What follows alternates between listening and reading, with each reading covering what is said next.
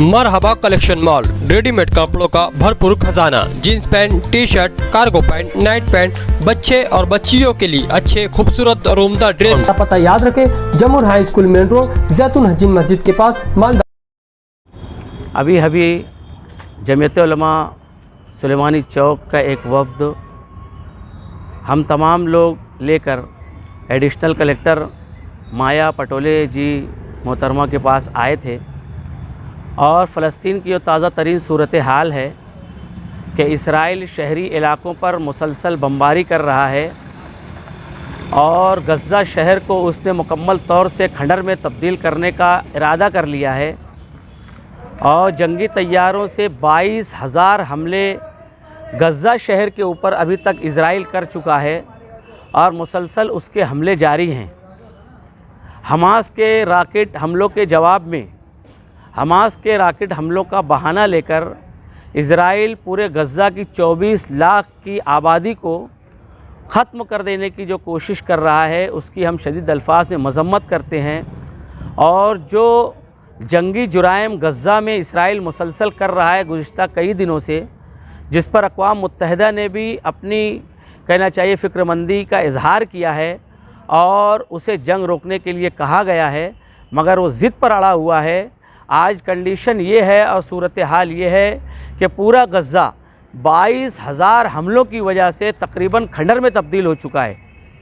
बिजली नहीं है, पानी नहीं है, दवाएं नहीं हैं और कई लाख लोग अक़वाम मुत्तहिदा के स्कूलों में पनाह लेने पर मजबूर हो गए हैं। तो हमने यहाँ पर मेमोरेंडम दिया है कि हमारी सरकार जो है, हिंदुस्तानी गवर्नमेंट जो है, जिसका हमेशा से हम फ़लस्तीन की हिमायत और फ़लस्तीन के कौज़ की हिमायत करती हुई आई है हमारी ख़ारजा पॉलिसी, मगर मौजूदा सूरत हाल में हमारे वज़ीर आज़म नरेंद्र मोदी जी ने पहले ही दिन कहा है कि हम इसराइल के साथ खड़े हैं। इसको हम कहीं ना कहीं हमारी ख़ारजा पॉलिसी के साथ नाइंसाफ़ी के तौर पर देखते हैं। वो हमारी सरकार जिसके बारे में पूरे मुल्क का विपक्ष कह रहा है कि चीन हमारी सरहदों में घुसा हुआ है, साल से कहा जा रहा है, मगर उस पर आज तक वज़ीर आज़म एक जुमला नहीं कह पाए। और जैसे ही इज़राइल का मामला आता है और फ़लस्तीन का मामला आता है तो हमारे वज़ीर आज़म कहते हैं कि हम इज़राइल के साथ खड़े हैं। मणिपुर महीनों जलता रहा,